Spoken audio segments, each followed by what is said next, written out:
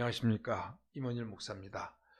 이제 오늘로 빌립보서 세 번째 강의를 하고 빌립보서를 마치도록 하겠습니다. 지난주에는 이제 2장까지 봤고 오늘은 3장 1절부터의 말씀부터 시작해서 4장 끝까지 보도록 하겠습니다. 3장 2절에서 아주 우정어린 빌립보 교회와의 따뜻한 내용들이 쭉 기술되다가 이곳에 와서 사도 바울의 말투가 확 바뀝니다. 3장 2절에서 뭐라고 합니까? 개들을 조심하라. 이 경고성 문구가 훅 튀져나오는 겁니다. 여기서 개들이란 갈라디아에서 말했던 그 할례당을 개라고 칭한 것입니다. 이제 그러면서 4절 6절에서부터 사도 바울은 자신의 그들 못지않은 히브리인으로서 열정적인 유대교인으로서의 자전적인 자신의 과거를 기술하고, 그렇지만 예수를 만나고서 누구 못지않게 쌓았던 자신의 인간적인 그 모든 성취를 오물처럼 배설물처럼 버렸다고 8절에서 고백합니다. 유명한 구절이죠. 그렇게 철저하게 배설물처럼 똥오줌처럼 생각하고 다 아낌없이 버렸던 것은 그것들을 대신해서 내가 그리스도를 얻고 그리스도 안에 있는 사람으로 인정받으려 하기 위함이었다고 고백하고 있죠. 사도 바울은 누구 못지않은 화려한 예수 만나기 이전의 이력과 참 범인들이 성취할 수 없는 많은 것을 성취했는데, 그것이 예수 그리스도를 믿는 믿음에서 오는 하나님의 의와, 즉 하나님의 구속 이 은혜와 이것도 함께 가져갈 수 없는가? 그 이전에 성취했던 그 모든 것을 이 복음의 삶과 함께 할 수 없는가? 내가 하나님이 아니라 내가 주체가 된, 주인이 된 율법은 통한 의는 오직 하나님의 행하신 일을 믿음을 통해서 하나님으로부터 오는 의와 절대 함께 할 수 없다는 것이, 함께 갈 수 없다는 것이 사도 바울이 전한 확고한 예수 그리스도의 복음이기 때문에, 그 아무리 인간적으로 화려하고 소중하고 유명했던 것도 그는 예수 그리스도를 바르게 알기 위해서 다 오물처럼 버렸다고 고백하는 것입니다. 그러면서 3장 10절과 11절에서 사도 바울은 자신이 예수를 처음 만나고부터 오늘날까지 평생을 추구해온 신앙의 내용을 세 가지로 압축해서 표현합니다. 저는 이 구절을 가장 중요하게 생각합니다. 첫째는 뭡니까? 지금까지 예수 그리스도를 끝없이 배우면서 깨닫고 알아왔지만 지금도 똑같이 예수를 아는 것, 그것이 지금도 변함없는 내 삶이 추구하는 것이요. 두 번째는 그리스도의 부활의 능력을 깨닫는 것. 세 번째는 그리스도의 그 고난을, 죽음까지 이르는 그 고난에 나도 동참하는 것. 여러분, 이 셋은 그리스도를 아는 지식과 부활과 이 고난의 동참, 이 셋은 바울 신학의 세 가지 꼭지점입니다. 이 셋이 연합해서 온전한 든든한 예수 그리스도를 믿는 신앙을 이루고 있습니다. 부활과 고난을 모르고 예수를 제대로 알고 있다고 우리가 말할 수 있겠습니까? 예수를 모르고서 우리가 부활을 한다고 말할 수 있나요? 죽기까지 가셨던 그 예수님의 고난을 모르고 우리가 예수의 부활을 우리의 것으로 체험할 수 있겠습니까? 이 셋은 항상 같이 가는 예수 그리스도를 믿는 삶의 세 꼭지점입니다. 그러면서 3장 12절과 4장 1절에서 신앙은 평생 동안의 경주라고 말하는 그 유명한 구절들이 소개됩니다. 즉, 이 내용들은 예수를 아는 것과 부활과 고난의 동참이라는 이 세 꼭지점의 외연을 넓히는 작업이 평생의 작업이요 믿음의 달리기였다고 수료합니다.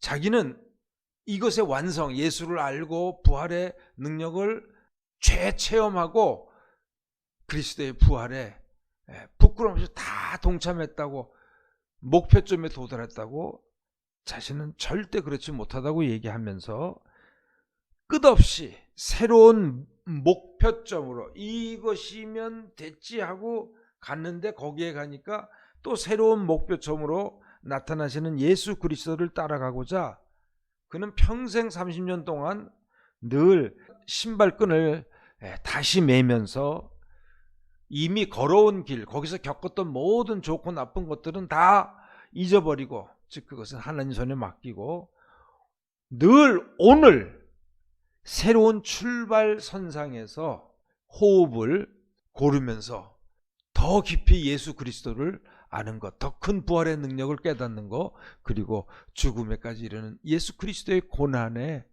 온몸으로 동참하는 것, 그것은 그렇게 늘 계속 오늘의 일로 평생 계속되었다는 수레입니다. 그런 의미에서 바울은 2장 12절에서 각자의 구원을 이루어 가라고 권면했던 것입니다. 더 깊은 곳으로, 더 넓게, 그것을 평생을 통해 끝없이 발전시키는 것, 외연을 넓혀가는 것, 그게 바로 믿음의 평생의 달리기라는 겁니다.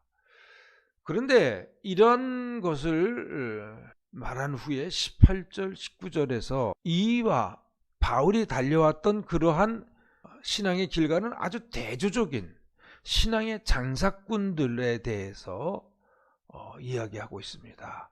이 신앙의 장사꾼들이라는 것은 고린도후서 2장 17절에서 바울이 만들어낸 단어죠.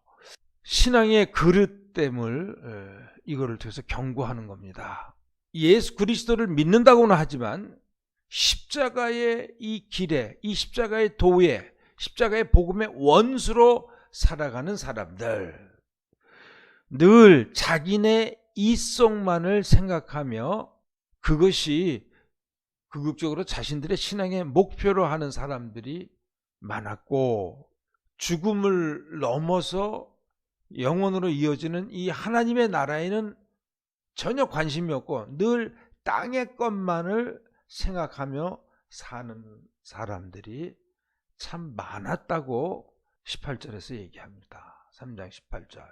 여러분, 이렇게 예수를 팔아먹고 사는 사람들, 자기네 뱃속, 이속만 신앙의 목표로 하는 사람들, 뭐 죽고 나서의 심판이, 천국이 지금 관심 없고 그냥 이 땅에서의 사는 그것이 신앙의 모든 범주인 사람들, 오늘만 많은 게 아니고 바로 사도 바울 때도, 초대교회 때도, 교회 처음 때도 참 많았다고 사도 바울의 탄식이 나옵니다. 그러면서 3장 20절에서 빌립보 교인들에게 우리들의 시민권은 하늘에 있다. 우리의 나라는 땅의 것이 아니고 하늘에 있다. 이 바울의 권면은 로마 시민권자로 명예롭게 살고 있었던 빌립보 교인들에게 아마 많은 생각을 하게 했을 겁니다. 계속되어지는 4장 2절 9절에서는 분열이 없이 같은 마음, 한 마음을 가지라는 것과 기도에 대한 권면을 합니다. 이미 유오디아와 순두개에 대해서 경쟁심 없이 한 마음을 가지라고 앞에서 1장에서 했는데 한 번 더 권면합니다. 그러면서 기뻐하라고. 여러분, 아무리 신실한 사람이라 할지라도 항상 우리가 기뻐할 수가 있겠습니까? 근데 기쁨을 이렇게 반복해서 얘기해도 저희가 부끄럽지 않다고 하면서 기뻐하라. 그러면서 6절에서 유명한 6절 7절에서 기도에 대해서 얘기합니다. 무슨 문제가 있든지 무슨 삶의 결핍이 있든지 너희는 항상 아무것도 염려하지 말고 모든 일을 오직 기도와 간구로 여러분이 바라는 내용들을 다 감사하는 마음으로, 이 감사는 이미 받았다는 뜻이거든요. 이 감사는 받았다는 건 뭐냐면 하나님이 반드시 응답하신다는, 그러면서 감사하는 마음으로 하나님께 하십시오. 그리하면 사람의 헤아림을 뛰어넘는 하나님의 평화가 여러분의 마음과 생각을 그리스도 예수 안에서 지켜줄 것입니다. 바로 우리가 기뻐할 수 없는 상황에서도 기뻐하는 것은 우리의 기쁨을 항상 담보해 주는 것이 기도기 때문입니다. 그래서 기도와 간구, 우리의 기도와 간구에 대한 하나님의 응답은 항상 우리의 기대와 예측을 뛰어넘는 방법으로 임하시지만 그 결국은 우리가 생각하보다 더 깊고 넓은 하나님의 평화, 샬롬이라는 겁니다. 그것이 우리의 생각과 마음을 꽉 채운다는 거죠. 아름다운 기도에 대한 문구죠. 그리고 이제 4장 10절부터 빌립보 교회의 보내준 선물들에 대한 감사의 글을 하면서 또 여기서 소중한 우리 사도 바울의 또 주옥과 같은 말씀을 접하게 됩니다. 바울은 편지의 이 말미에서 빌립보 교회 선물에 한 번 더 감사합니다.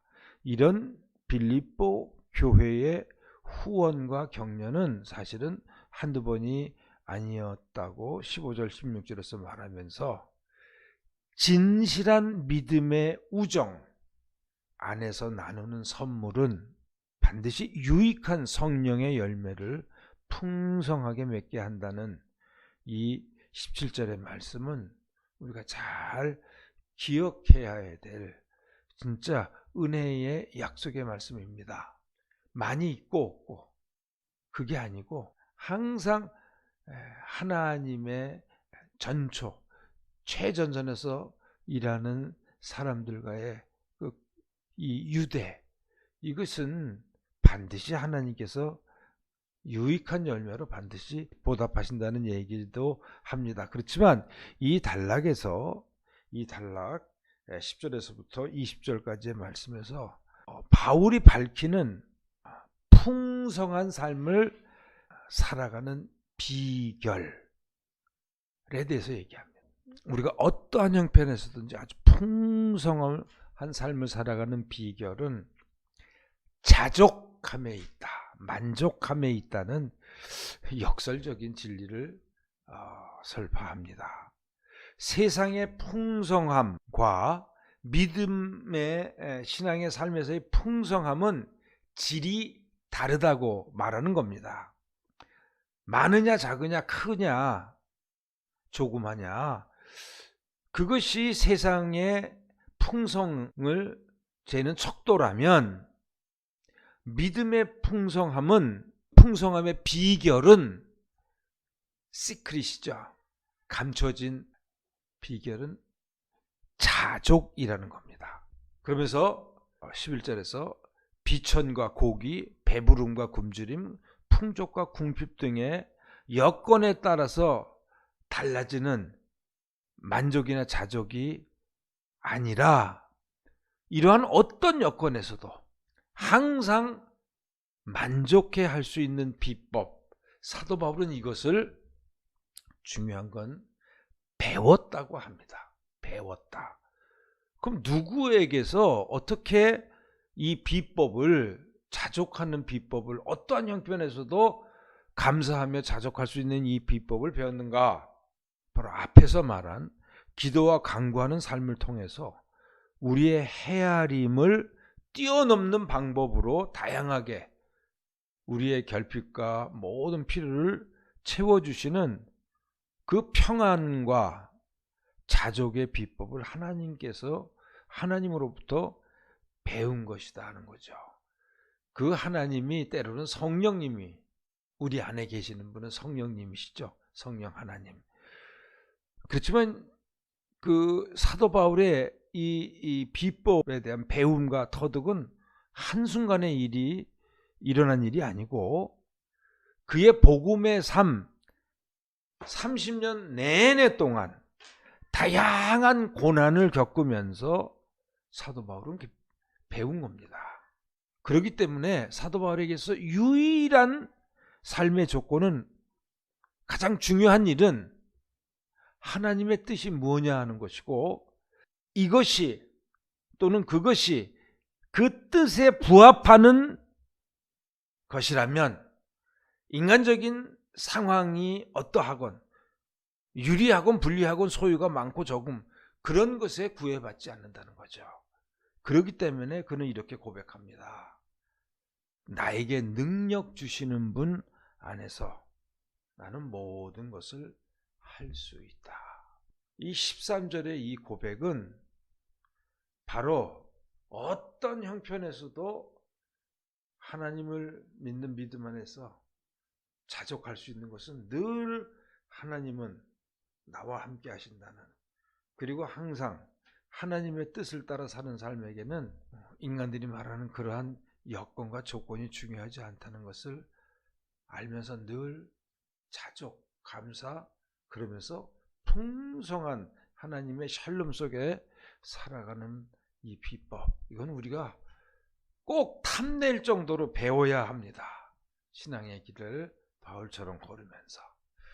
이제 그리고 21절, 23절에서 마지막 인사를 하고 빌립보서를 마치죠.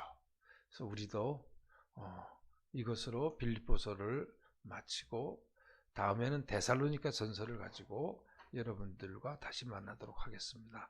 여러분 감사합니다.